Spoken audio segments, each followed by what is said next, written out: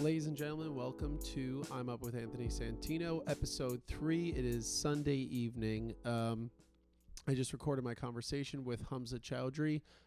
We had a good time. He is a Pakistani-American comedian from Oklahoma, now based in New York City. Lives in my neighborhood, actually. We had a lot of fun, and we covered a lot of ground. We talked about the Hasan Minhaj controversy, dove into that near the end of the podcast, just had some good inside baseball talk about comedy, got into mental health a little bit. And, I've actually been feeling pretty good this weekend. I did a birthday roast of my friend Tiger Gao last night. Got to hang out with a bunch of my contemporaries in the New York comedy community. And it was just a great time overall. I'm keeping these intros more brief these days. But one thing I want to say is if you happen to be having a hard time, I'm with you. I've been there. If you're listening to this, I hope you can catch some solace out of it. I hope you can get some connection out of it.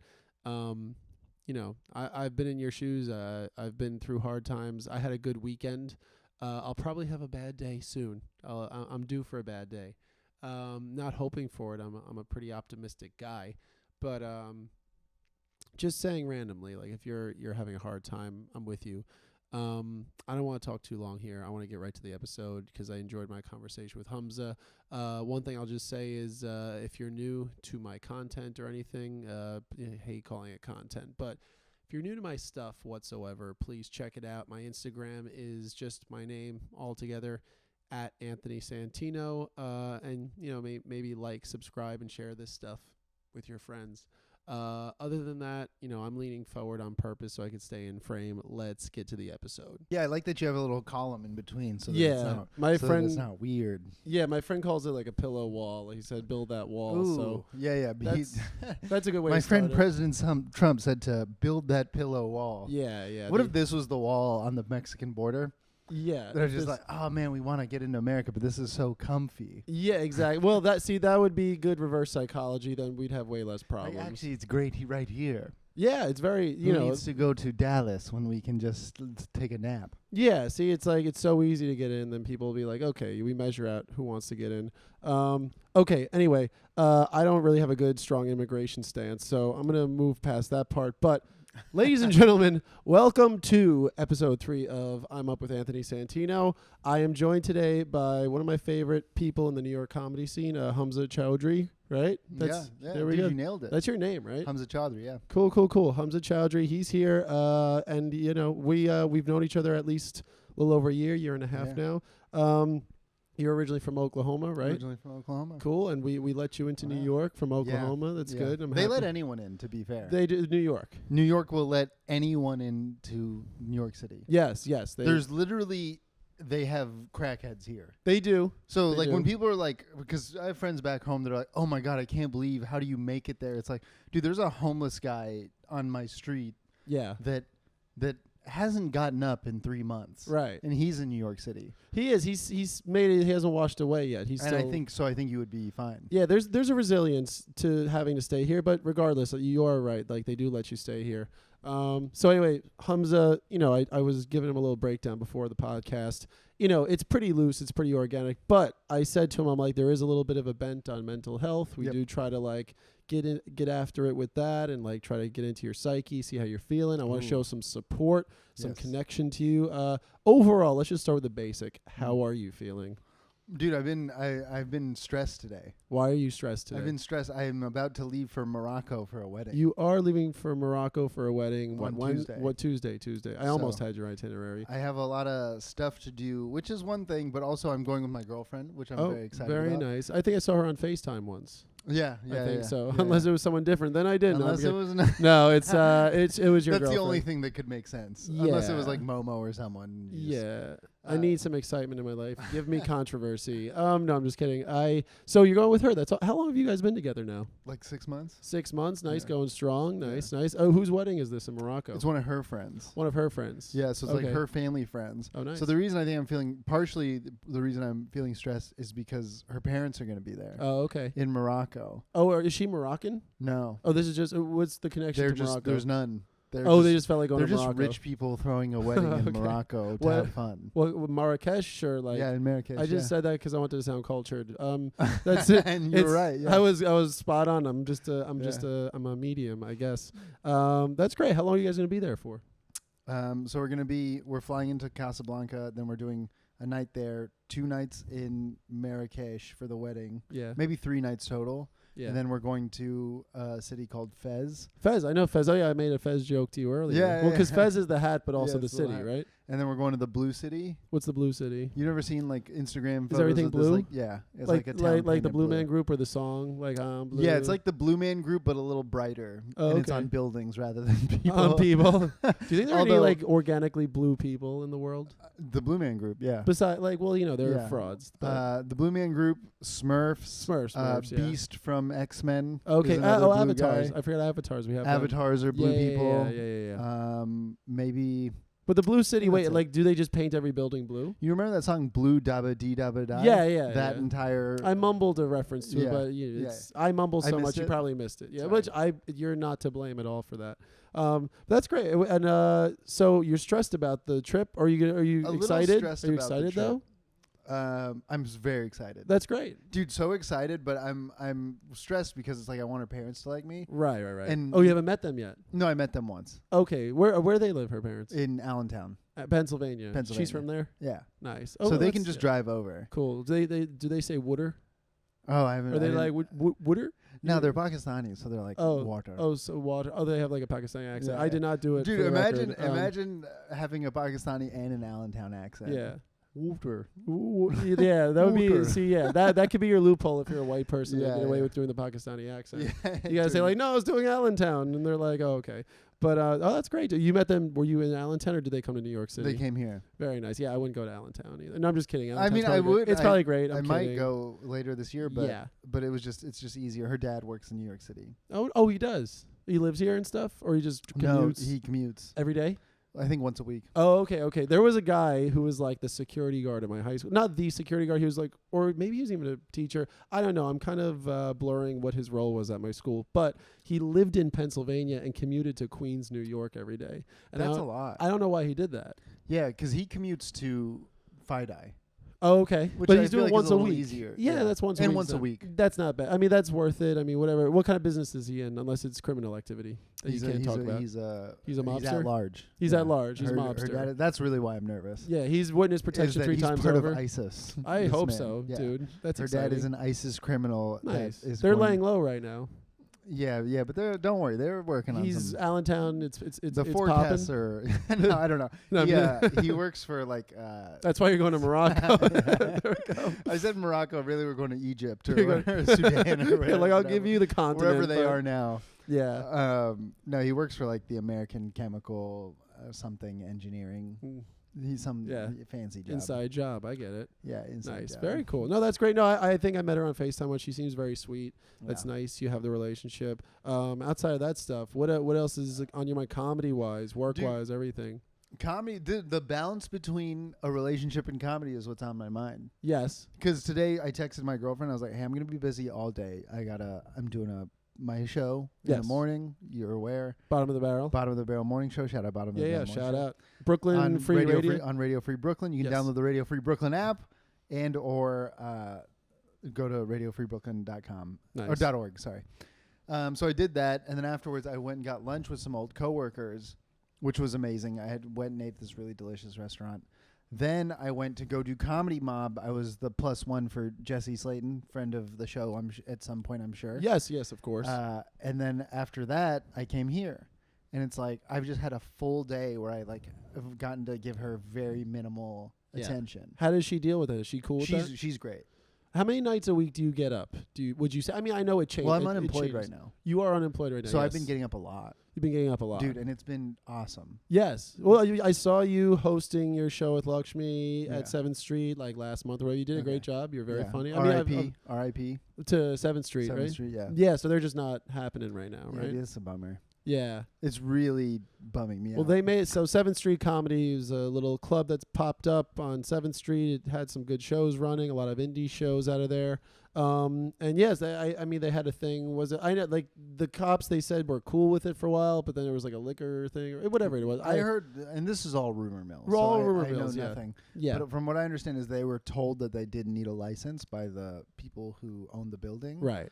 And then when the cops showed up, they were like, hey, you got a noise complaint. We understand what you guys are doing. That's fine. But we just need to see like your licenses. Right. But it wasn't also like BYOB and stuff. Like they weren't even And selling. it was the BYOB part where you have to have a license to do BYOB. Oh, really? You do? Yeah. Okay. So then everything's illegal. From what I understand. That's Right. the rumor mill. Right. Of course. No, I'm not here to, And you just know. passing along someone who course. told me from someone who told him Yeah. from someone who told That was me. a nice room, though. That was a good little room. Great room. Good little hot box. Perfect in there. for our like you do a show at I do Easy Lover, Easy Lover. and I do Boardroom C now, too. Oh wow. It's Where's that? literally right. It's right by my apartment. It's very close. Oh wow. Yeah. If you ever didn't wanted know. to get to me, Boardroom C. Just follow me Boardroom. home. Yeah. But that size room, because Easy Lover is a similar size room, it's like perfect for this. Like Grant says this all the time. He's like, it's a perfect for our moment in comedy Yes. where it's like you can get 20, 30 people and it's Yes. a full room. You have fun. It's like low stakes in the idea where it's like you're not at one of the big clubs yet. Right. So you're not auditioning for anything. You're Yep. just like putting it on yourself. And you can have a lot of fun. And Oh, you can yeah. have really great shows. Like people come back. Yeah. Like we had return customers at 7th Street and we had return customers and we've had return customers at like Momo's show and Yeah, garlic and everything. Yeah.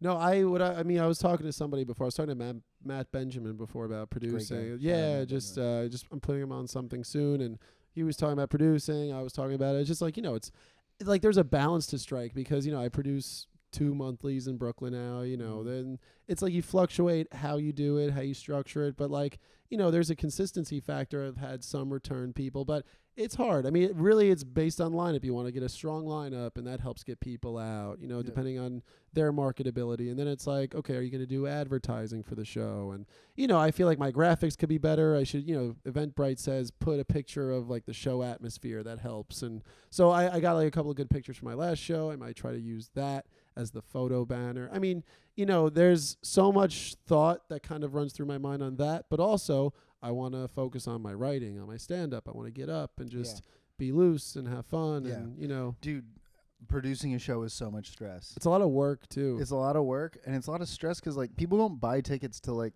the day of. Yeah, exactly. So you don't really know what you're getting a lot of the idea. time. And it's like, I remember I was like, I was scared to book people because I was like, we've sold 4 tickets. Right. No, I know. And it's like, I don't want to book fucking some Comedy Cellar headliner. Right. And then they show up and there's nobody here. And Exactly. Then I look like a jackass. Exactly. I do. So I did a show recently. I'm not gonna say where, but it went really well. It worked out well. I got to do 20 minutes myself. I hosted. I did 20. Wow. Because 2 comics dropped. I had 5 comics on the lineup. 2 of them dropped.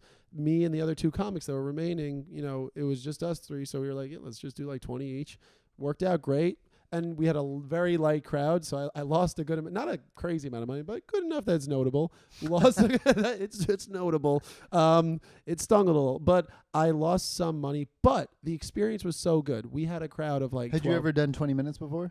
Yes, a few times. I mean, like, you know, I have time. I have a lot, but of like stuff I like. The thing is this, like, you know, I quote unquote have over an hour of stuff, but of what's actually good that I feel like I'm going up there, there's no problem, no second guesses. Like, you know, I'm guessing maybe between 35 and 40 that I like a lot. That's still great. That's solid. That's solid. Yeah, for sure. It's something to work with. And, you know, I like to try to add one new thing every week that I'm happy with. Oh, nice. I try to do that. And then, you know, that things fade away, but then things get added, you know. Yeah. But, but that worked out well. And I was like, I don't even care about losing the money on this show because we had such a good time. Yeah. And I also had like a weird thing going on with my legs. Like I had this tingling in my legs. It was like neuropathy. Like, and I was like, do I have diabetes? I was scared. But it went away. So it's good. I also got to check it out. It'll be back. It'll be back. It'll be back. It'll You'll be have to so amputate back. both of It's them, coming back like In Sync. In Sync is back. And so is my neuropathy at some point. Probably. Backstreet's back. Yeah, all right. I watched In Sync on Hot Ones for like 5 minutes. They were good? They were good. Wait, was Justin there? Justin was there. Justin's all in. Wow. I think they're making an album and they're coming back. Good for them. But you know, I'm tired of people selling nostalgia. I'm tired of it. But like, Did you hear the like new always? Did you hear the new Blink-182 song? Yeah, Edging. No, Oh, they came out with a newer one. Was it good? It's a new single. It's good. I like them. It's one, but listen, it's one of those things where there are cycles. Like I'll go back to, there are certain things that are so evergreen. Like I listen to Oasis songs, I think are amazing. Yeah. Like there are certain things that are evergreen. Comedy, like comedians from the 80s, 90s, I think are great, evergreen. But then just as well, there are also some things I'm like, oh, this feels dated. I don't listen to it anymore. But I guess the new song, which I do like, it's good, but it's like they're just selling nostalgia. They're just like, remember how we used to be. Right. Like we were this group that you used to like, and now we're back and we're making new music. Right. And I want it, but I want them to explore new things. Well, what's your relationship to nostalgia? Because that's actually a good. I do love nostalgia. I just think this generation is in love with nostalgia. Yeah. I mean, for me, I grew up and like, listen, my parents gave me a lot of love and everything, and they still do. They're my best support system. Yeah. But my personal journey as a person was, as a kid, I felt very in the dark. I was an only child. I had good people around me, but I liked, as I got older, how much knowledge I gained, and like I got like power from knowledge and power from experience, Yeah. So like that's why for me nostalgia is cool, but I could get sad in nostalgia. Yeah. I have memories that I think are super important to me, but that's why I like where I am now. I like trying to live in the moment and also like, use what you have from your past to your advantage, but also. But I think that's what you're saying is like how it should be. It's like you should be making your present and future better. Right. But it's just like with all these bands, it's like. That's where they're doing it with movies and stuff too. Like, I mean, everybody complains about this, how it's like every movie is like a remake or a part 4 or whatever that nobody asked for. Yeah. And it's like, we should just be like working on current and like new ideas to innovate. Yeah. I was talking with I was talking with Max Fine about this yesterday. Find the Prophet. Not Max Fine that has the album coming out. The other Max Fine.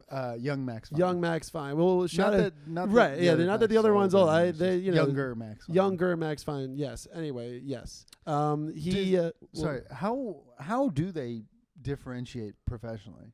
That's a good question. I think it's always like it's the same. Max Fine and Max Finer. Right, finer, finest. And then there's a third. There should be. It depends who's doing better that week in comedy. Well, I'm the finest right now. Yes, we should have to battle it out. Let's start a war. This podcast is going to launch itself into the stratosphere. Have Max Fine the Prophet on next. Yeah, I will. No, I should. I told him yesterday. I was like, yeah, I'm going to get you on my podcast, but too many Max Fines and too close of a window. We can't do it. Confusing. Yeah. So, no, what was I saying about that? Oh, I was talking with him about that with movies, like, all this IP that's like just being remade over and over again. It's like, me personally, I get tired of that. That's why he was saying, Barbie, like there hasn't really, I don't think there's been a Barbie movie, has there? There might have been. Before? Yeah, but I don't think, right. So he was like, there, as much as Barbie is a thing, in pop culture, there hasn't been a movie before. And Oppenheimer, we know Oppenheimer and stuff, but like now, yes, the nostalgia of the atomic bomb. Yes, never forget. Oh, how can we forget? Good times, yeah. It's no, I'm just kidding. I love sushi. But no, that's the thing too. Is like these things. It's like you could find a way of like bringing history into the ecosystem, but also like. Not just doing like, we only need 75 Star Wars movies. I'm sorry. Although they'll keep selling. They will. And this is the new thing. I don't think Star Wars is the issue. I think there are other IPs It's not Star Wars, but Marvel changed the game when they went universe. I'm kind of tired of Marvel. Well, everyone is. Right. As we should, because there's so much content. I like Spider-Man. That's Marvel, right? Spider-Man's Marvel. I like Spider-Man, but even there, I haven't seen all the Spider-Mans. Even they're doing universe stuff where they brought the old Spider-Mans back, right? Because it's nostalgia, which I think is like that's cool. But also, yes, I don't care enough personally. It's cool, but it's cool when one people do it. It was cool when Marvel brought everyone together and then they built a storyline over movies, and it culminated in this big war, Infinity War, where they lost. And then they gave us Endgame because they were like, okay, yeah, you lost, but we're not. The heroes never lose. Yeah. So you're speaking Moroccan to me, by the way, right now. You don't know anything. I know some of it. Like I know it exists, but I haven't seen it. But I know they speak Arabic. The point being is that Marvel did the universe thing. Yes. And then everyone else saw how much money they made. Yes. And they're like, oh, we have to do that. I came in pretty hot today. That's good. That's okay. So because I was worried because I was boring this morning on my radio show. I told you that. Yeah, I'm sure you were fine. You don't have to blow up the building or something to like get things popping. Where you're good. You're what a racist by the way, thing to say. no, I didn't mean it like that. No, you're an interesting guy, dude. You're good. You're funny. Do you give yourself affirmations or no? No. You don't need that. What are affirmations? It's when you like say to yourself like I am this, I'm good, I'm smart, I'm funny. Like do you ever do that in some form? I don't, but you want to hear something sad that I've come to realize is that for a lot of my life I thought I was dumb. You thought you were dumb for a lot of your life? Yeah. Why? I have 2 siblings. Yes. And they're both very smart. Okay. How smart? Like my brother got a full ride to college. He's like a national merit scholar. He's a doctor. Oh, okay. My sister's a doctor as well. Oh yeah. My brother got 0 B's. He got his first B his senior year of college because he had already gotten into med school. You're right. My sister got like 2 B's in high school. Right. Like they were both like valedictorian, salutatorian. Yeah. I got a B in 3rd grade. Right. But do they have a monthly show at Easy Lover? No. So you're neither do I. You're doing better than them. Well, now they're back above you. But I guess what I'm saying is like I didn't think I was smart because I was comparing myself to the people in the room. Yes. Which is it's good to be around people like that. There's motivation to it. Yeah. But it wasn't until I started working my first job. Because even then I was like taking AP classes. Yeah. And it's like AP classes, it's like you just look at the smartest kids in the class and you're like, oh my God, these kids are geniuses. And I'm like getting A's, B's, and like I got a few C's here and there. Yeah. But I thought I was an idiot for getting a C. I thought getting a C was so bad. Yeah. And then I got to the real world and I was like, oh, there's a lot of, all these dummies end up places. They do, right. Exactly. And so it was just like, it wasn't until after I had graduated college when I'd already made my decision and like what I'm going to do with my life. Yeah. That I realized that I wasn't dumb. Right. Well, that's good that you did it at a certain point. Do you have to constantly reassure yourself? Or are you at a point where you're just like, oh, I know this now, I'm good for the most part? I feel like I'm pretty confident in like my ability to do things. It's just like now time is the factor. Right. So like, am I going to put the time in to get good at these things? What, like stand up or whatever? Or whatever. Anything. I'm definitely going to put the time in to stand up. Oh, of course you should. And I think there's like there's a outlasting quality to it too. Like there are, even at the higher levels, like when people are full time, that then there's a spectrum of talent. And, you know, like you see amazing comics, you see people who you're like, oh, they just worked hard. You see that. So like no matter what, like you could find a way in it, I think. Yeah. Persistence is important. I think persistence matters more than talent. For sure. I mean, you see like people who are headliners and they bring people along with them that are okay, but it's like, well, this person stuck with it. This person is in the right circle. And no, shout out to them. That's not me being bitter. That's me being like, oh, well. And I think they do provide something. They do. Well, they provide like, you know, companionship to the person. To their friends. And that like, you know, if you're passable, if you're good enough that like you don't stink, like. Who are you thinking of? And I cackle this out. No, but I 100% agree with you. That's why it's like, you know, I think you do have to have a strong will doing this as well. It's like, listen, I have that in comedy. I mean, I could talk about it in other areas of life, but in comedy, it's like even people who I know now like me and are nice to me. Like I used to be like, when I first started, I'd be like, oh, these people, I could just tell their energy. Like they don't know me, but they also just see me and they're like, oh, he's not funny. And like, cause I'm not funny in the outside of the room or something. Like, I'm like, oh, dude. Yes. Sorry. No, go. I don't want to. I have been running into this problem. I was talking to people. Okay. I'm not saying I'm a great stand-up. You're good. But you're good. I like your stuff. I'm coming to realize that people don't think I'm funny. Do you think some I'm not people funny in conversation? Like if I'm around, you are. I can be, but no, if I'm with you in that. If I'm around funny people, I don't be funny. Right, you like sit quiet a little bit. I sit quiet, but that's okay. You don't. Here's the thing: there's different styles, dude. Like I don't think Tom Segura sits around trying to make people laugh off stage all the time. But I was telling my friend about this, and I was like, well, we were talking about another comedian that I met. Yeah, and this person, I met them at like a birthday party. Yes. We had a mutual friend, and they introduced us. They're like, oh, this is my friend that's a comedian. This is my friend that's a comedian, blah, blah, blah. Yeah. That was about it at the party. Okay. But we definitely like sat and chatted for a minute and then went on. I see this person the next day at a show. Yeah. I'm like, oh, did we meet last night? And this person was like, no. But you did. We did. Oh, you. And I was like, don't remember at so-and-so's birthday party? Yeah. And they were like, no. I was like, listen. I didn't even, like, I was so taken. I had no idea how to deal with it. You're a great person. You're interesting. You're funny. I remember you after one impression. Some people just don't care. You know, Maybe that's what it is. Dude, there are people that I'm so happy they give me the time of day. I'm like, oh, that's great that person acknowledges me. Some people, you're like, you give them good energy. They just don't care. Like, yeah. You know what I'm saying? Like, I will say, I was the odd man out chemical. at this party. Like, everybody was friends except for me. So, like, maybe this person didn't care. But then a few weeks later, me and this person were on the same show. Okay. I was like, oh, this person hates me. They still don't remember you? Or I went up and they saw me do comedy. And then Were you afterwards, good? they were like, oh, they were so nice to me afterwards. That's great. Because I was like, oh, they're like, the amount of times. Maybe they were like, I didn't like him in conversation, but he was good on stage, so I'll give him some respect now. That's exactly Do you think that's what it was? I 100% think that's what it is. I've had Where that. it's just like, and then I was telling Momo about this, and Momo was like, yeah, you don't present as funny. Right. I definitely feel like I can relate to that a lot. He was like, because you're too put together. Right. No, same. And I was like, oh, because I've heard people say, oh, you're actually funny. I've heard that literal exact thing come out of people's mouth. I was like, oh, I guess I gotta. Oh yeah, dude. In hangs, like I am not usually the person just flaunting all of my personality and opinions out there. So I've had like comics that we're contemporaries with that, like they're like, oh hey man, what's up, and then they turn their head very fast. Yeah. But then if I'm on a show with them and I do well, like I do well at most shows, not every single time ever, but like I do well. So then when they see me afterwards, like things change a little bit, and that's. Fuck it, whatever. That is what it is. You know. I guess that is what it is. It's just like I relate to that very hard. Yeah. Because just something I've been thinking about where it's like, okay, should I present more funny or should I like put more clips online or like what do I do?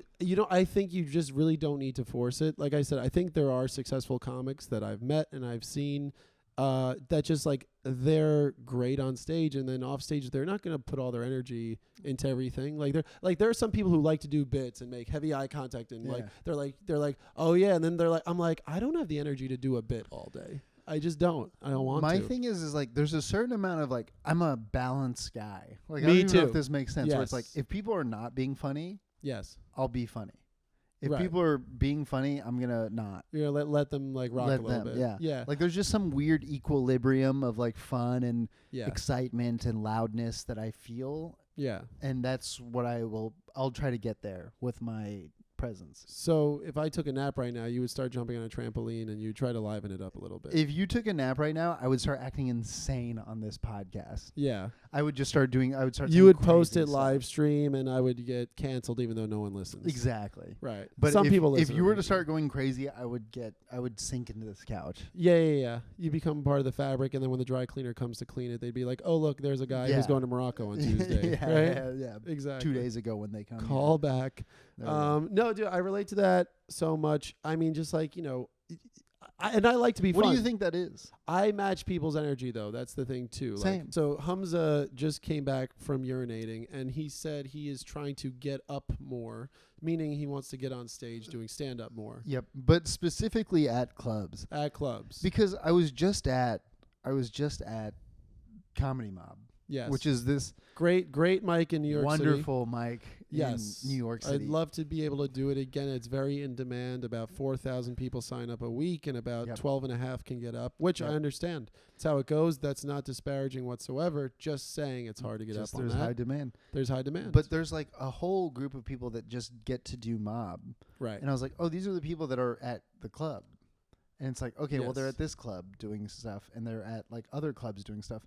And I'm like, there are people that are at multiple clubs, and I'm not even at one. Yeah, I want to start. I mean, I'm happy I bark at Grizzly Pear, but I want to expand too. I want to try to do other stuff. I mean, New York Comedy Club has such beautiful rooms. Yeah, I love those. I mean, they're set up perfectly for stand up, low ceilings. The Midtown room, such like a hot box. It's a kill box, as Bobby Kelly would call it, and the East 4th Street one is like that's where we super were. Yeah, that's where the Great Mob room. they do is it's awesome It's a room. really good room. Yeah, I mean I want to make inroads somehow, hang out, or I mean, maybe the smart move is to like work there or something. Like, yeah, but even then, it's like, what job are they hiring? Because I think sweep they're always the kind of like, floors. I don't give a shit. yeah, they are. I would lick the floors. No, I think they are. They're hiring always. Really? It's like in some capacity. I mean, I know recently there was a posting or something. That's I'm sure there I is. have no idea, and I feel like I'm not a part of this. And I'm not like saying this in a negative way. It's just No. like I'm not in the know of these things. Yeah, I'm not really in the know either. I'm not in the Napa know-how. I try to figure out my way around things. The grizzly pear, I got lucky because it was literally the manifestation of one night. I was just like, I don't go hang out enough. I need to get off my couch on this winter night and go hang out at a comedy club. I saw my friend was hosting a show at the Midtown location. I was like, I'm just going to go hang out. Doesn't matter. No expectation. Just go hang out. And then I reached out to the producer of that indie show. I was like, hey, would love to bark if you need help. And she was just nice and said, yeah, of course. You want to do next week? And, you get like one yes out of every like 30, 40, 500 messages you send, or depending, Yeah. But for where we're at least. And so she was nice, and then just then when they restructured things, they got new bookers and stuff, like they just looped all the barkers in. So I just got lucky with that, and I'm grateful, dude. Like I like doing the barking and stuff, right? Yeah. Like you sell tickets, you're trying to help the club out, you're trying to get the show going. The club sells their own tickets, and then you help supplement that, and it's just good. Like you have an investment in it. Like there's no quota to reach. Like you're on the show, but you want it to be a good show, so you care. Yeah. But yeah, like. You know what the vibe is. It's like we want to get whatever we can get. You want to get up as much as possible. Yep. I cherish all the stage time. It's awesome. I talked to someone who kind of had the opposite thing, and I didn't agree with this, but I do think it's interesting. Where With it's what? Like, it's better to be wanted than to be wanting them. Of course, and there is a psychology to that, but you also you have to bring the stuff to the table, or there has to be something you're bringing to the table. Like think about people who are wanted, like that don't have to do all that other stuff. Yep. Like there are certain people who they've probably been doing it longer, but like even like think like Daniel Parafan, like he's in demand as like a host because he's like very funny and has awesome energy. Chase DeRusso, people like this, like they host a lot because they're really good at it. And it's like undeniable that like they're going to bring something to the table, So it's like, while I'm figuring it out, like I know that I bring something to the table, but I don't have the energy that like everybody knows that yet. Some people do if they know me, but not everybody does. It's not apparent. But I guess what he was saying is like it's like because I was telling him like I want to like bark for some club, and he was like, it's really like he was like I don't think because this person barks, so he was like, it's like cool or whatever, but like it is better to just like get them to ask you to do it, because when you're like barking is what they're not going to know who you are though if you don't. And that's bring what yourself forward. That's the other part where, but he was just like, it's like whenever you're a barker, it's like they kind of just are like, okay, well, sure, you can. They're not like we want you. It's also like at the pair, especially they have a lot of barkers, so it's like they're not even like letting new ones in all the time. There's like a cycle of that too, where it's I'm sure some people drop off and then they add people, but so many people want to do it because it's what it is.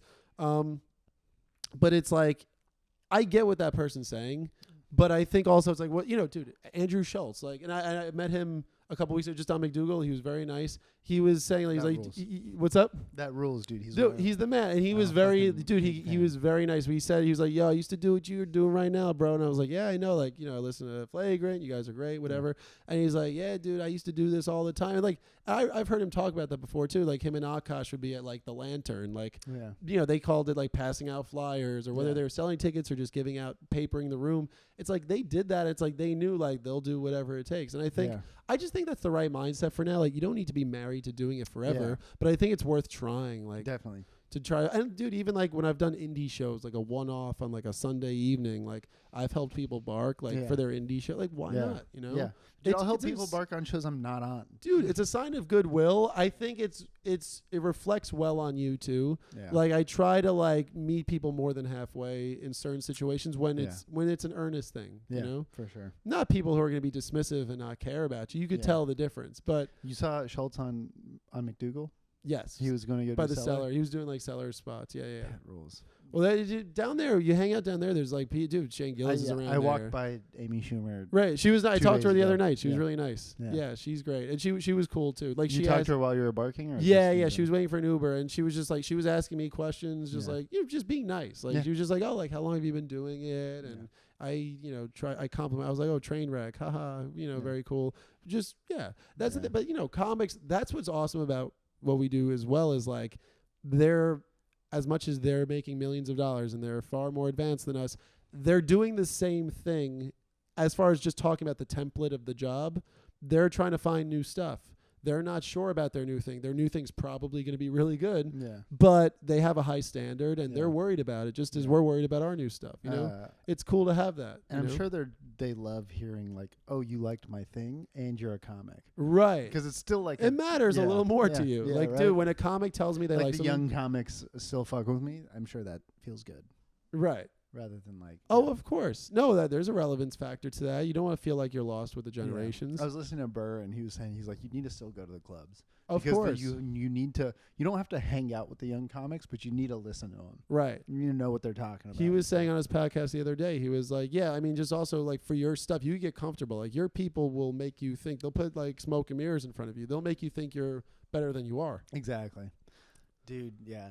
I wonder, I'm trying to think of a good example of that, but I mean, I can't think of With one. what? Of just like somebody who has their crowd and it's like, you just play to them. You're not. There are a bunch of really well-established comics that like, but they're still good. I mean, I can't pinpoint anybody who's mailing it in, you know. A, I wouldn't. I like on a podcast. But B, too, like, I think most comics that are good put in the work. Yeah. And it's also fun, dude. Clubs are awesome. I mean, the intimacy of a club is great. The rooms are made for comedy. Yes, Just so exactly. important. It's like, I went to see Burr at Forest Hills Stadium, and it was a great show. He did well. But I was also thinking, like... How long ago? Last August. But it was like, I'm also sitting in there like, this doesn't feel like if I saw... I mean, he was really good, and it was funny, and I laughed. But I was like, this... But it just doesn't feel... I saw Chappelle the club. at this outdoor Palladium in Houston. Right. And it was awesome, but... There's something that gets taken away with the open air. It was also like his birthday, and they like surprised him with a cake. A tackle on the stage. Happy birthday to... Wind gets the wind knocked out of him. He's like, oh, no. Oh, man. No, I'm not condoning it. Yeah. But I just remember after that, he stopped his set. He was like, all right, thanks, everyone. They did finish they like did it during his set. Oh, they did? Yeah, and then he just quit. But he does like 25 hours on stage. That was the day that I found out about Hannibal Buress. I'd never seen Hannibal Buress. What year before. was this? Recently? No, this is like 2014. Oh, I thought you were going to say 20 years ago. I was going to how old are you? But it was just like so. He was so good. Hannibal was, and then Hannibal's great. You know how I'm upset about it? Hannibal's got that great documentary when he did Edinburgh Fringe. Yeah. It was on Netflix and it's not up there right now, or maybe they put it back. But it's not. I don't know why. That's like one of the best pieces of original content in the comedy genre. Well, it was just a very cool insight because there's one night where he's like, "Nah, fuck this. I ain't doing this." In Edinburgh. Yeah. Right. You remember that? Like the crowds being... And yes. I thought... I mean, I watched it a long time ago, so I might be wrong. But I remember them being like, I didn't think it was that bad. Right. Well, but I think it was the stress of everything. Yeah. Well, no, I mean, before I was actually doing stand-up when I was building up to it, like I saw like house show at Gotham and Sam Morril was on it, and I thought he was like ripping it. I thought he was so funny. But from his perspective, he was like, "Oh, you guys are dead. You guys are the worst," or whatever. Not to me. He wasn't like looking at me like Anthony Santino. You're the worst. You're the worst audience member of all time. But he like. I was like, I don't get it. Like, he's amazing. This is great. He's having such a good set. But then once I started doing stand-up, like, you do get hypersensitive to the crowd. Yeah. You're like... You only look at the negatives. Yes. You might be like... I mean, it tells the most extreme example of people are always like, he'll kill and then he'll be like, it was horrible or whatever. Yeah. But I get it now. It's like, you could get laughs. What? What do you think about comics being like, y'all suck as a crowd? I think I understand where it comes from. It's just an insecurity. Yeah. But also, to go along with that, like, I hate when people expect claps and stuff, too. Yeah. Like, if they're like, like, I'm from New York or something. Like, I don't know. I saw a comic literally just say, like, I'm from New York, and no one clapped. They're like, all right, thanks for clapping. It's like, they're not going to clap saying where you were born. Yeah. I'm sorry. Yeah. You know, we all have fingerprints. You did nothing. Yes. If your mother was here, I maybe. just turned 38, turned If your 40, mother- then talk to me. If your you know? mother was like a immigrant who came here on a visa, had you here as an anchor baby, then we'll give you a round of applause. We'll give her a round of applause. Exactly. You know, You if did a good job. she's going to a wedding in Morocco, I'll clap. Yeah, but like, exactly. other than that, like, no. But I'm with you. Like, when a comic turns on the crowd, I get it if the crowd's like heckling or really being annoyed. But like if the crowd's just dead, just accept it. Or, you know, I mean, I think everyone just deals with it differently. For me, I like to not put it on them and be like, you guys are bad. Like I'll just be like, all right. Like if something's like, I'll just be like, all right, cool, sick. And then that usually does get a laugh, you know, just breaking that tension, you know. But where do you stand on that? Do you dislike it? I don't like it. Like I've seen comedians do it, and I'm just like, no, dude, it's your job. Yeah. That's what you're supposed to be making us laugh. We're not supposed to laugh for you. Right. We're not working, you know. Especially when it's something that's like we paid money to be here, not like but they're taking a big shot. And I'm with exactly. Like you're going to a show, like I think it's important for a comic to remember that. Like listen, if you bomb or if a joke bombs, it's like it is what it is. They might be a horrible crowd. Yeah. I had a bad crowd like 2 weeks ago and I was just like I know that this stuff works 98% of the time. This is just one of those anomalous crowds that's like not going to work. The new phenomenon is the crowd that doesn't laugh and then afterwards is like, oh my God, I love that. Yes. That's well, like, people are like afraid to laugh. Yeah, which is like a new phenomenon. Yeah, but I also empathize with that because I've been in situations where I could feel the people around me like aren't feeling something, and I'm like, I'll try to give the comic something, I'll laugh, but I won't laugh as loudly as I'd like to sometimes. Yeah, I feel don't like give it all. It has to kind of enter the room, that's what makes that hosting spot so important. Yeah, is if the host. I was at the Cellar one night. I don't remember the guy's name who hosted, but he murdered Ray Allen or Dov Davidoff. It wasn't Dove, but it was like I don't know. Eric Newman. He was doing a bit about how he got the COVID shot up in Connecticut because that's where all the white people live.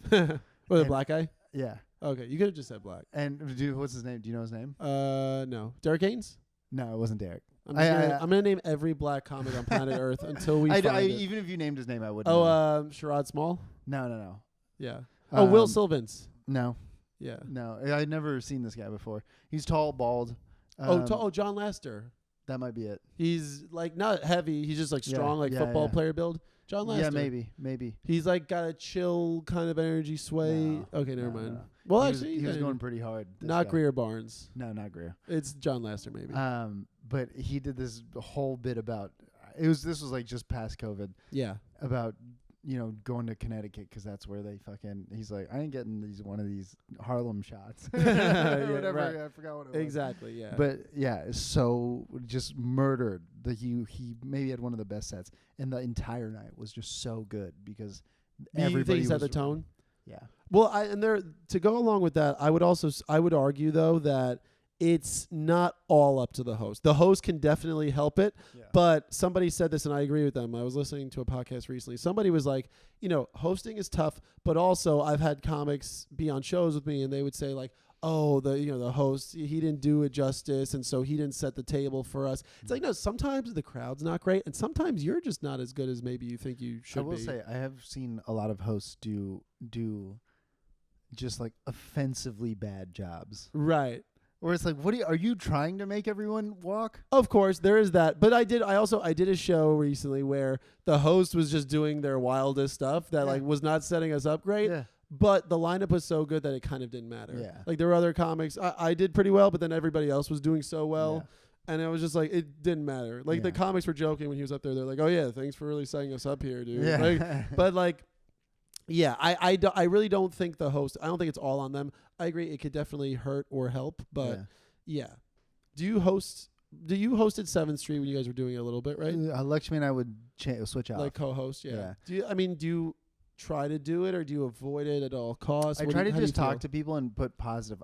That's the problem is like, I'm not funny off the riff really. Yeah. Like I just try to be like, oh, how are you guys doing? Oh, that's cool. And I try to be positive. Yeah, like, I'm with you. I might say something negative if I think it might make people laugh. Yeah. But I just generally... Yeah, I don't want to ruin someone's night. That's like, I get in my head about that. Like, I had a guy that was... I hosted a show I guess last week now, and he was he looked like Marc Maron exactly, but I didn't want to like hit him with that exactly either. So I was just like, oh, you look smart, and I'm like, you look like too smart. Like I don't know. I said something like that. It like worked, but he was just like being polite, like it wasn't hilarious. So I was just like, all right, like I don't have that in my tool belt, right? Yeah, yeah, and it's because you don't want to hit people. I don't know. I don't want to like toe that line of like getting them where they're like, oh, that was a good roast, or them being like, oh, I don't like this guy. Yeah. Yeah. I wish I had it. I think it's a muscle you could also develop. All the things I watch online, though, are usually negative. All the what? Hosting jobs? Or the sorry. clips? All the, like, crowd worky type Oh, things. the crowd work? Yeah. Yeah. I kind of put those two things, like hosting, I do feel like you have to do a little bit of crowd work. Yeah. Just to make sure everyone's present. Yeah. Which is really the most There's important safe ways of doing it, though, too. Like, you'd be like, you guys are in a relationship. How long you been together? Oh, 5 years. Did you propose? No. Well, this guy, you could do that stuff. And, like, that's, like, safe enough where it's like, you know, the guy knows like he should have proposed by now, so we could all get in on that together. Yeah. Like you could give people digs. There are levels to the digs, and I think it's just a matter of finding that. Do you hear that, men? Yeah, You've Humzah, been dating your when woman for 5 years. Humzah, you've been with yours for 6 months. When are you proposing? Next month. A comic, Lock it up. a comic we know was on a. I did. Do you know Tiger Gao? Yeah. Yeah, I did Tiger's like roast. Birthday Last thing night? last night, yeah. It How was was fun. it? I did well. But it was. I mean, I did a roast at the end. That guy throws I went to one show. Or he gets a maybe million two. people out. Incredible crowds. Yeah. He jokes that like a lot of them are his like former Raya dates, but he legitimately has like ex-girlfriends there that just like love him as a person, and they like. Well, I go. feel like he just has this like. He has a bouncy, good energy. Bouncy, good energy, and he's just in this stage where he's like, I don't give a fuck. Like, yeah, we're gonna throw a great show. Yeah, Pull yeah. up No, if you he exudes the confidence to get people, and they show up. I think he could start a cult if he wants. And they're gonna have a good time. Like, the show's one thing, but then afterwards, everyone's hanging. He gets good lineups. He had last night. He had Tyler. I didn't do the main stand-up lineup. It was like people we know, like you, like me, Sean Malay, Noah, and like Tyler. Like we just did a roast part at the end. But he had like Tyler Fisher, Marcus Monroe. Oh, some wow. people. He had like good people, like really well-established people on the front end of it. Yeah. So no, it was like, you know, he knows how to do it. Like he will, like he's had Marc Gagnon on a show. He had Chris D on a show when he did Chelsea Music Hall, like, which is smart. I'm trying to like do that too with lineups. I'm trying to like pad a little bit, like get, you know, a mixture of like people that are like doing it as long as we've been doing it, and then getting like, you know, more established people too. You know, that does help. Dude, whenever we were running shows, I just went fully our level of comedy. Okay. Yeah. Why? What was your thinking on that? I was just like, if I'm gonna put in the effort to throw a show, I want people I know to be on it.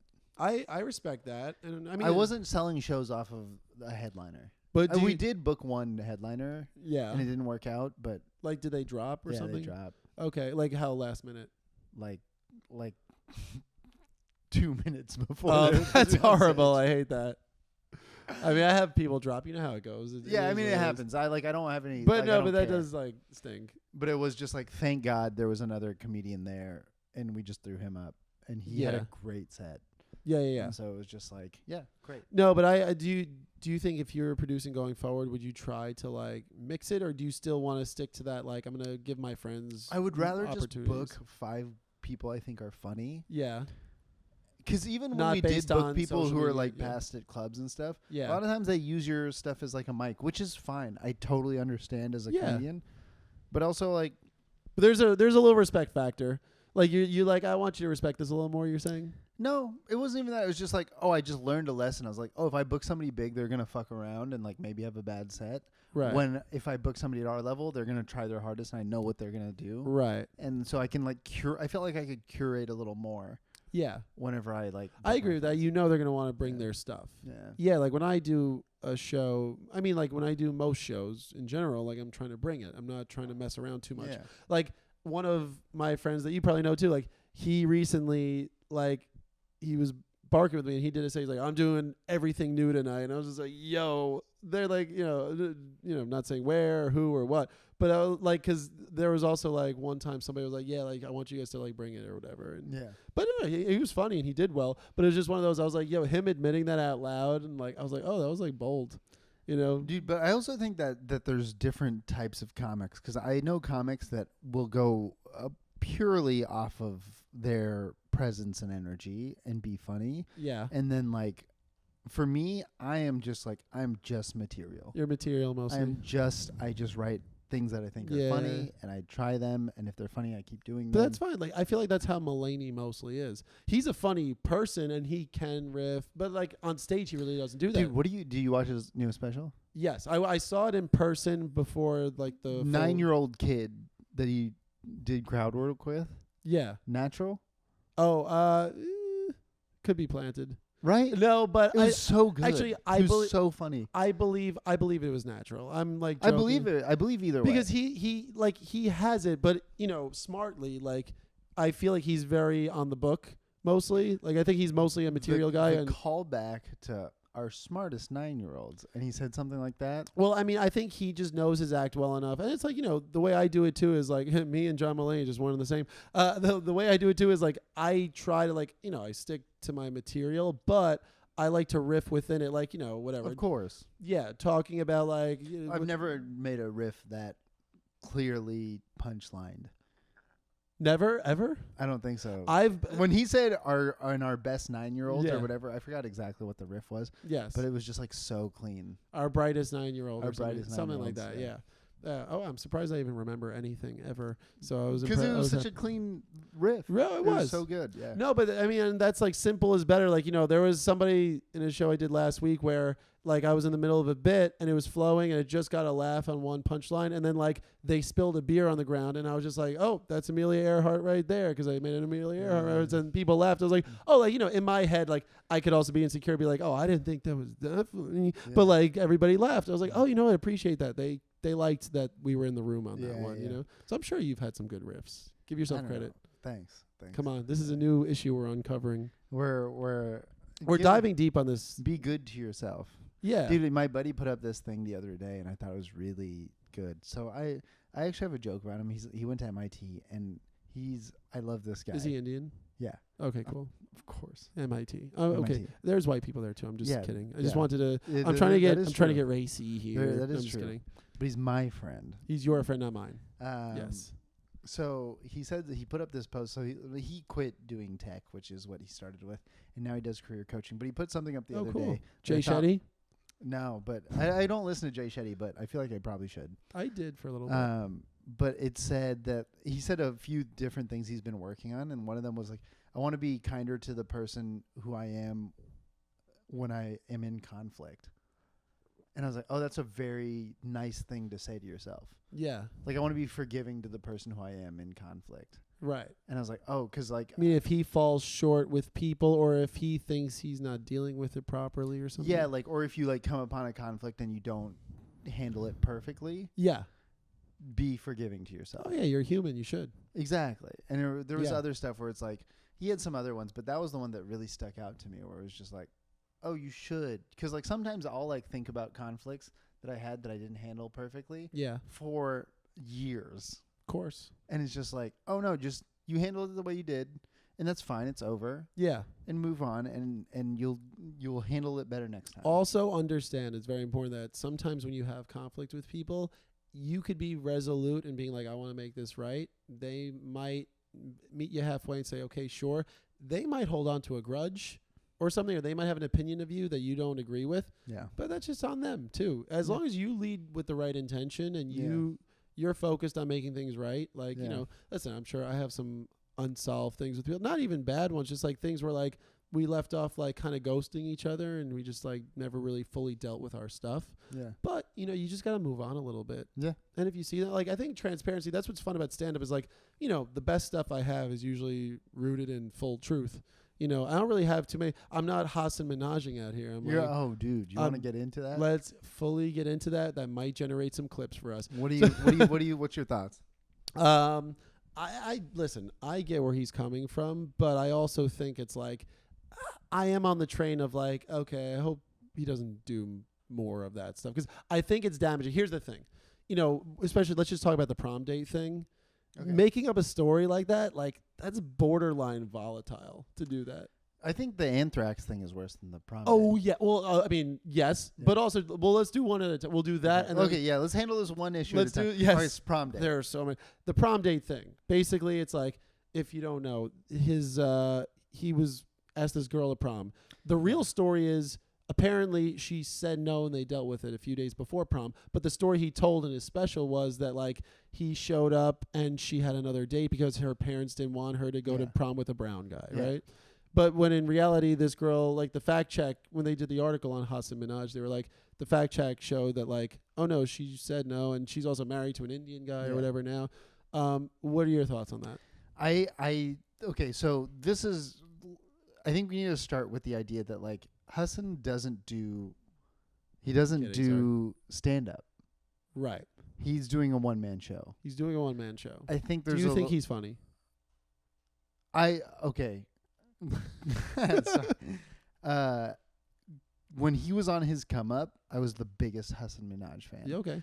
Like I used to watch his Laugh Factory videos in like 2012. Like when I was in college, I would watch Laugh Factory videos. I would watch when he got his first Daily Show. When he got on the Daily Show, I was hyped. I literally was like waiting for his first Daily Show segment. Like I was a big fan. Right. Homecoming King came out. I watched it. I thought it was incredible. Okay.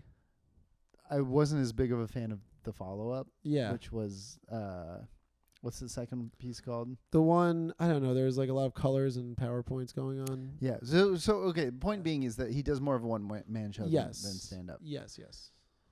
Where do you stand on the authenticity of the story? I don't think you have to be authentic. I do think you have to make I agree with that. I do think you have to make it clear if you're not going to be authentic. Yeah, because he made it seem like facts, which is the problem. Which is fine during the show. But I also think there are lines with that too. Yes. Because if you're going to kind of damage someone's reputation, like he didn't say her name, he blurred her face, but there are people in the world who know who that person is. Do you know what I'm saying? Yeah.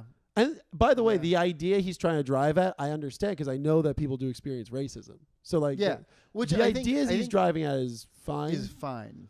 And good. In this situation. But I think Homecoming was really good. I think the issue is that he's attaching it to real situations that he's trying to pass as authentic. Well, I think that that's good to write about because that's how it's going to be good, is when you attach it to a real situation. Like getting said no at prom. Yes. He might have thought in his mind where it's like, the emotional truth. I was friends with this girl. Right. And we enjoyed each other. Like, why did she say no? Like, the only thing that might have made sense to him is that it was a race thing. Right. So it's like, okay, you write that story. Right. That, I think, is like a fine thing to write. Totally. It sucks that she got death threats. Like, that's horrible. Right. And he probably should have done a better job. Right. Well, did he now clarify for me, because I did not read the article.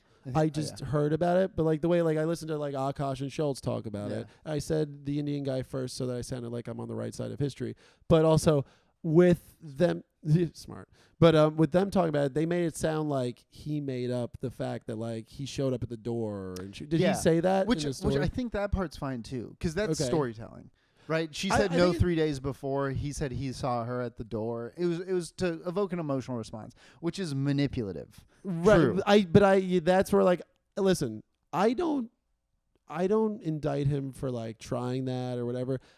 I understand where he's coming from doing that. I do think that is a more clear, slippery slope. And I will say this: my opinion will change tomorrow on this. Yeah. But I will say that I don't think he is doing stand-up per se. I think he is doing a one-man show that is funny. And I think that there's a little bit of difference in that. Yeah. Like I think he starts with like telling a story and making a point and wants to be funny while he does it. Right. But I do think that you should be clear that you are not telling full truths. I agree. That's the main thing. I think if you do that, how do you think he could do that though? Well, during I don't think he has to say it during the show. Right. I think during interviews and stuff, you need to be like upfront and clear. Be like, yeah, like this was rooted in my life, but it is not all factually true. And I agree that would be the healthiest thing to do. However, I think somebody who's going to fabricate to the extent that he did it, and look, other comics have, he's not the only person to ever do this, but the way he presented it and the way, like, it feels like, he's very charismatic and like there's something to it where it's like, it feels like it's like full truth, It's also misleading because he works for a show that reports the news. That's the main thing. I think that's one of the and congratulations on Daily Show, that's amazing. Yes, but it's just a thing you have to be. And to be fair, nobody else has ever been held to this standard that he's being held to. You think?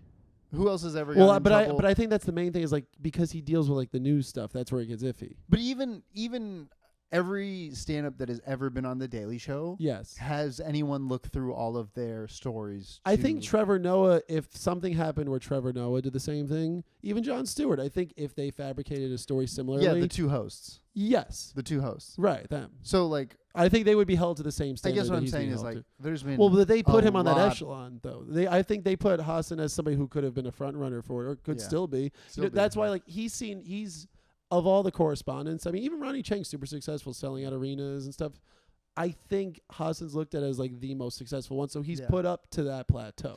I agree. know? But I think a lot of his success is because he made these. And I'm not saying it's okay, because I really don't know. Right. That's no, the I truth respect it. is your like- opinion, yeah. Like, I guess when it came to Homecoming King, I related to the story, so I was Right. like, great, this is a great story. And that's a you good made it thing. funny. Yeah. But with, what's the second one called? This is going to bother me. I'm not gonna lie. Like I'm just not like I think he's smart and good and stuff, and I'm sure he's Yeah. been fine. But I've never gotten into him too much, so I don't really even know.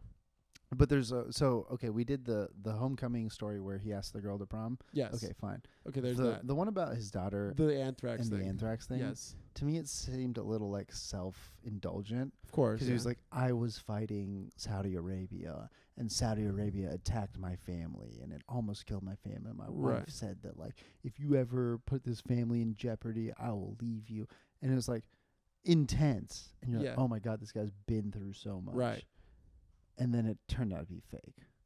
Yeah. Like, don't get me wrong, Homecoming King was like definitely a lot, but it wasn't, oh my God, my baby is going to die. no, that's dramatic. And now also with that, give me the fact check of the situation if you're aware of it. Did he just fully make that up? The whole thing where he got like anthrax in the mail and the baby almost snorted From it? what he said is that he tried to invite MBS to an interview or whatever, and I think they got something with powder in it, but nobody can fact check that. So he's because saying he got something with it's powder like a in it. personal piece of mail, and they said that nobody at the Right. Daily Show confirmed it. Right. So who knows? But his baby wasn't around it. But his baby did not go to the hospital. And he made that seem like the case. Which is the most emotional of truth. But also, like, okay, but emotional truth. make like, it clear that this didn't actually happen so that we don't actually fear for your like actual a baby, family. like a baby almost died. Yeah. Yeah, no, that I think that's. It seems like a pretty movie. wild. He essentially made a movie. He did, but passing it Past is like that. the problem is story. he gives it a gravity that makes it feel like it's Yeah. the full truth. Like And when comics make things up, though, like they usually do it in a way where you really wouldn't know or care to know almost. or it's that's funny. the thing. Or it's fun. Well, that's the thing. Or it's funny. Yeah. But to me, my main thing is like if somebody makes up a story, most of the time I don't see it as this big gravitas-filled venture where like I need to be that invested in. But I it. guess for some reason, the one about the girl who denied him because of a race issue, which is a real thing, That's a real thing. that affects more than just him. The thing about Saudi Arabia and him talking shit to them and him having to deal with the consequences, you're making that up about just you. Of course. That doesn't affect anyone else in the community. But what I argue is that one, it's like, that's just weird, that one. Yeah. But exactly. I don't, I think the one with the girl, you know, not that I could have predicted this, but like, you know, that she got death threats. There's like, you could attach that to a real person so easily. If you do Correct. something that serious. Because look, calling someone racist is serious. You know? Yeah. And it's bad. But I guess If what she I'm saying was, I don't blame him is at that all. you that know? story, like dealing with race in relationships, is It's something true. that is That exists. true in America. And Oh, like yeah, for sure. relatable amongst at least people. For sure. But he could have Talking- talked about it without making up certain elements of it. And it would have still been powerful. Yeah. You know, like for sure. you said, he could have talked about the whole process of like, well, do you think it's because her parents didn't want her to be? Yeah. He could have talked about all of that. Yeah. And it'd be so valid still. Yeah. It'd be, but I understand. I also, and I empathize with him. Like, I'm sure he saw that as a juicy detail. Like, oh my God, this will really put it over the top. Yeah. I get that. I'm not saying he's a bad person for doing any of this stuff. I don't think he's a bad person, but it does cause a lot of distrust in Of course. someone that cares more about the emotional truth than the actual truth, especially when you work for a show that reports Yeah. the news. Because there are lower stakes you could. I mean, it's the same argument. Yeah. Like if Fox News used that or CNN or whoever, And you they get will. mad at them. Yeah, and they probably do, and they will. You know, but again, it's like, you know, there's a weird blurry line I with wonder comedy. if and either of news. them covered that story. The Hasan story? Yeah, the emotional truth. 100%. Because they're emotional truth people. We were talking about Hasan. We mostly covered it, I think. But Yeah. what are your closing remarks? My closing remarks is that I don't think this is, first of all, in the grand scheme of things, this is not that big of a deal. It's not. This is a conversation that somebody wanted to have about comedy and the way we intake storytelling. Yeah. I think it's an interesting and worthy conversation. Interesting and worthy conversation. It'll pass. And it sucks that Hasan had to be the guy to get, be the example. He was getting the most flack. But somebody was going to be it. Somebody was He going to just happened to be the person. Because it's abstract until you see it happen. Yeah, yeah. And now we have concrete thing to talk about. Yeah. And while I don't think it's great, I don't think it's something irredeemable, unredeemable. Oh yeah, what I think and I hope for, I think he could do a great stand-up special in response to this. Yeah, talking about the truth. Yeah, if he's self-deprecative, Yeah. I think he would gain even a fan in me because he's smart enough. He'll make great material off that. And again, for some reason, I guess the one thing I've thought about that came to me during this podcast was I don't hate when it was relatable to everyone. I didn't love when it was just this weird fantasy of oh, my family was under attack and I think that part is weirder. Yeah, do you ever do that? Do you ever think about worst case scenarios and just live in that for a little bit? I daydream about being a victim all day. All day. That's all I do. I daydream about the victimhood a little bit. I've been having this thing recently. Correct me if I'm wrong, where I daydream about stopping a terrorist attack, and then it propels my stand-up comedy career. I just get Mark injured. Wahlberg all the time. You what? If I was on that plane, nothing would have happened. I would have fought all 9. Oh yeah. You All wake up at 5 3 a.m. You bless yourself, and then you go stop. I would have. A terrorist I would have plane. stopped the hijacking on one plane. Yes. And then jump to the other one. Jump to the other plane. Yeah, you have Tom Cruised it. I would have Tom Cruised it. I would have saved. My thing is, I see myself in the Columbus Circle subway station, and somebody's running through with a gun. It of course jams up. Nobody gets hurt. Then they graze me on my arm. I tackle them. The SWAT team comes. They get them. And then I go on Maron and Rogan. I bridge that gap. Yep. I get Oasis back together. I bridge that gap. Wait, is there beef between Maron and Rogan? Kind of. It's just I don't think they don't actively fight. It's just Maron's way more liberal and Rogan sways more towards the Republicans. He's not, he's more of a moderate on paper, but he's more towards that. He way. moved to Texas. He moved to Texas, and whatever. He's got anyway. They basically, I think, especially with COVID, I think that's when it came to a head. They were always kind of cool with each other. I think they kind of drifted further apart with the COVID stuff and all the vaccine things. Because I've heard mostly Maron being vocal about it. And there's certain comics who they believe in their ideologies, man, and they just think that they could shoot some poison spray into their arm and they're good. They have their nectars. He says that stuff. So it's he's referencing someone specific. I've never. I don't. I listen to kind of both. I listen to Maron when there's someone I'm interested, and then I'll listen to Rogan if there's a comic on that I'm interested in. I'm not married to those podcasts, but check out Maron again. They're good at what they do. The only Marc Maron podcast I've listened to, or I've listened to 2 or 3, but the one that sticks out to me was when he interviewed Eric Andre. Oh yeah, did you listen to that one? I probably have. He talks about this time where I guess him and Eric Andre didn't like each other for a long time. Really? Oh, they squashed beef. They literally, he was it was at a mic or something where Eric Andre was just about to come up, and Marc Maron was going to introduce him. He's this fucking kid is so annoying. And that's a bad intro. Just talking shit. Bad intro. And then brought him up because I guess they had one minimally bad interaction. Oh yeah. And ever since then, Eric Andre was why the fuck does this guy hate me or whatever? Yeah, but the one thing I'll give Maron credit for is he says he's I could be weird with people sometimes. I could be bad to people. So it's good to be And he was saying he was in a destructive time of his life. Yeah. It's just yeah. That's why I they're both really good podcasters. What podcast do you listen to other than mine religiously? I listen obviously. to Flagrant. I like Flagrant. I listened to the whole Hasan thing. It was interesting because Akaash apparently doesn't like Hasan. Yeah, well, he was saying that and you listened to the episode too. But for anybody who hasn't listened, they would hang out. He was like, "Dude, he told me that story at a diner in 2012." And Andrew was "Yo, he was working it out. He was trying to time."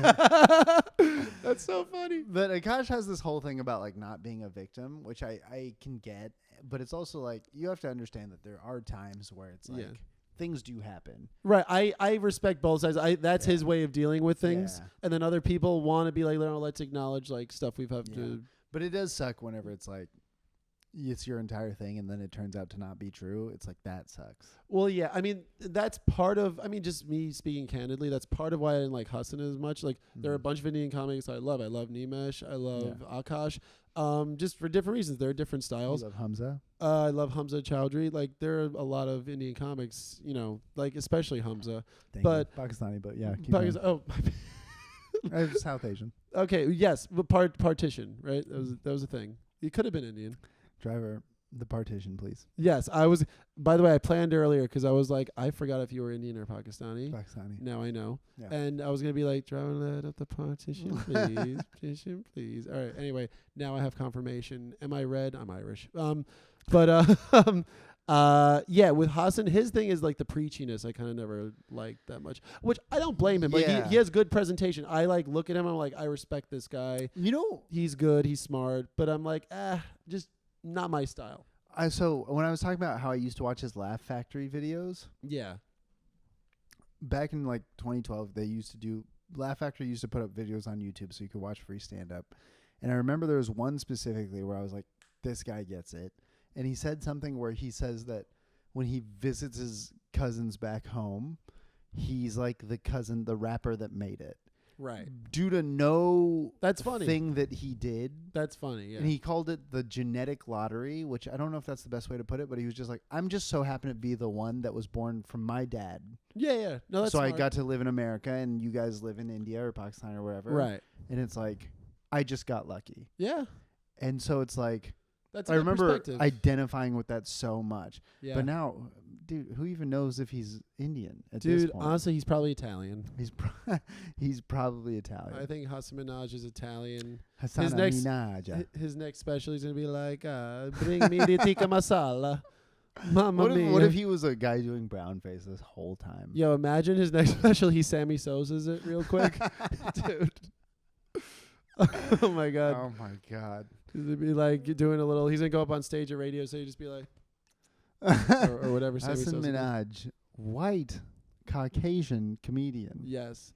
No, I hope he does okay. Like he'll be fine. But this is the thing is Hasan is very smart. He'll be fine. Yeah. You know, I saw another. There have been worse controversies in comedy in the last absolutely 2 years, even. You know. My thing is that he does seem very. I don't want to say it. Arrogance, not like self. Like I think he has a high opinion of himself. No, and listen, he's like a good-looking guy. He's like striking. Great hair. He has great hair, striking features. The symmetry's on point. Yeah. When you're hot like that, like there are levels of hot. He's the kind of hot where like his whole life he's probably been like, oh yeah, like they're telling me I'm the man. I have to be the man. And yeah, I don't know if I agree with that. No, but I don't think he doesn't do it in the worst way. I respect the way he does it. I think he's hot enough to be hot once you know he's hot.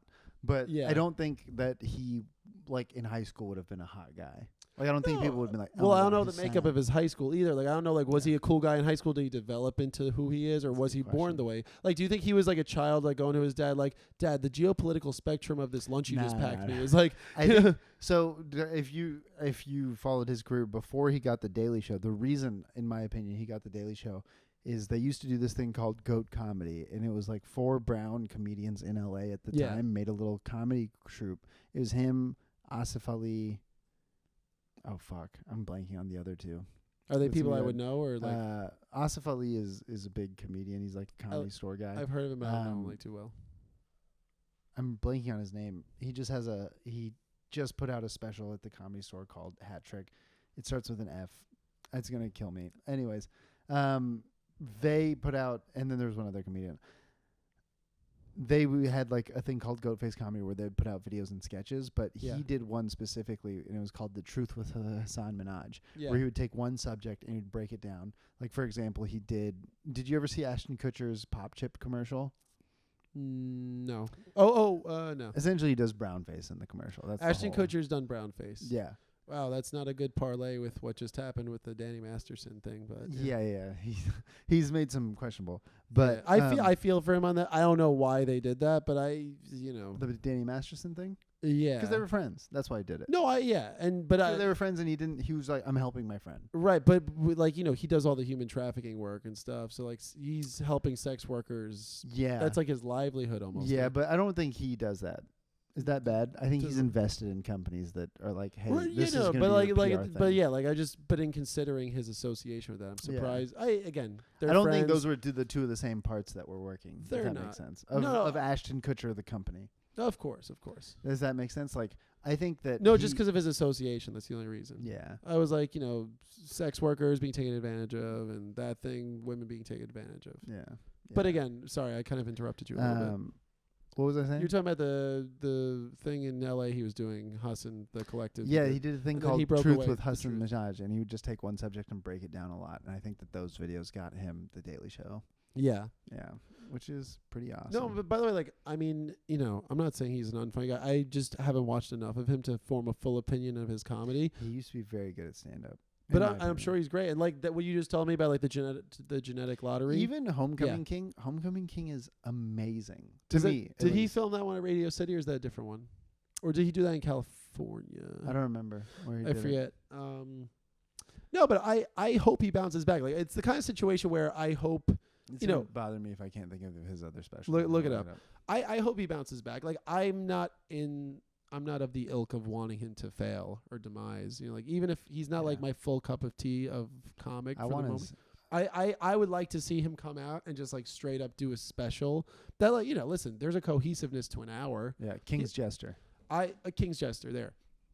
Selfishly, I would like him to like do blowout event, like big show, one of the big venues, and like and just like do an hour, like, it could be self-deprecating. He could have sections. He could still do political stuff or whatever he does, but like, that's the thing too, is like, that's kind of it.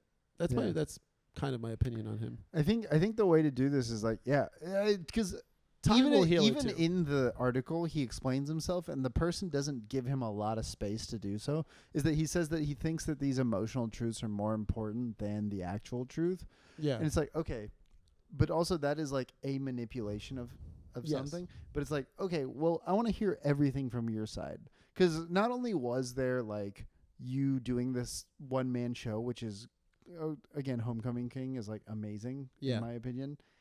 And so it's like, great. Okay, emotional truths worked. They told the story. They made us laugh. They made us feel sad. And you told your story. Yeah. Or maybe our story in this case. That's great. But like, whenever someone interviewed you about it, why'd you still pretend like it was real? That's the thing. There's an odd delusion to that. You can say, I didn't know how to handle it. You can say, and that's honest. I wanted people to believe. So you can be like, I was wrong for doing. That's the part where it's like. Do you think he's had an opportunity, or do you think he's just waiting to do that? I think that'll be his next special. Yeah. I don't know what you were saying is I hope that that's his next special. I agree with what you're saying, and I hope that he does that something. Yeah, like that. It would be weird if he somehow just like ignores that, which I don't think he will. I think he would have to. No, but I think he's going on tour soon. Yeah. Which is, he's probably got to start rewriting his act. Probably going to rewrite like everything. Because he was like, I had this whole new chunk about the prom girl. It's going to be. He's like, that bitch. Anthrax Part 2. Let's go. It's like, my baby barely made it out the second part of my act. It's just like The Matrix, but he's Neo. Is his next special. Oh man, no, I'm rooting for him. I want him to bounce back. Yeah. Again, that'd be a good redemption story. Like, any of the stuff. Aziz, Louis. If things get weird with the Louis thing, like I listen. I think Louis has done apology tours, and it's like, how much can he do? Some women are always going to see him a certain way. I don't blame them. That's their experience. That's fine. Like, but I don't think people should be damned to hell for certain things. Like, I think it's like certain things are unforgivable. Like Harvey Weinstein stuff is unforgivable. That level is unforgivable. And then I think other things are like, Cosby. Cosby's unforgivable. Like, that's just there. I have no room or time for that. Yeah. And because I matter, like they care about my opinion so much. Yep. Because I'm a woman. They're gonna watch this podcast. I'm a woman in America, and they're gonna hone into this section and be like, exactly. They're happy that I can't wait to get canceled off of this podcast. Oh, same. They're like, did you hear what he said about the Incredible Hulk? Dude, literally, I just want some form of attention so that we can sell tickets one day. Let's do it. Yeah, dude, this is random, but great pair of shoes right there. Which ones? Brand new? Those are running shoes. They're out of frame, but they're Adidas running shoes that Humzah is commenting They're on. very- Humzah's very Pakistani, clean. by the way. Yep. My cousins made those. They hopefully did. Sewed those together. That's why they're giving me good luck. They're actually not great arch support, but tell them to step it up. I'll But call them. yeah, call them up. You hit the genetic lottery here in America on my True. podcast. I did hit the genetic lottery. They have to be making Dude, Adidas shoes. And Can you imagine learning a new language and moving to another country and working in that language? Yeah. And the people don't like you because you're here. Right. Well, you're forced into a situation where you just have to Sometimes. work harder. And, Yeah. it's like that's what's impressive is like you could get soft not having to do that. So people who have to do that, it's like impressive, like the fortitude they've built up. Crazy. Or are your parents from Pakistan or from here? They are? Yeah. When did they come here? In the 80s. 80s? Oh, yeah, okay. mid to late. Yeah. Nice. My dad came to, he got his MBA. Did they come college. together or like worked like I separate? should know this. You don't? And I don't. Do they but meet there or here? My dad, I think, and my mom met in Saudi Arabia. Oh, cool. And then my dad was like, I'm going to go to America and get an MBA and start a life there. Do you want Nice. to come with? My parents knew each other for 2 weeks before they got married. Yeah. Or before they decided. This is not a to get Pakistani married. joke, but since you said Saudi Arabia, I was going to be like, did they fly here on their magic carpet? Yes. Cool. Not a Pakistani They joke. rode Magic Carpet Airlines. I'm geographically accurate. That's just a Yes. Middle East They Aladdin flew joke. from Agrabah to... Agrabah, is that in Saudi Telcoma. Arabia? Agrabah is not a made-up place in Aladdin. Oh, see, I didn't Yeah. even know my Aladdin history. I just know that there's a carpet involved. I think it's I've made seen up. it. Yeah, but I know Agrabah is a thing. It sounds like a real place. It sounds real.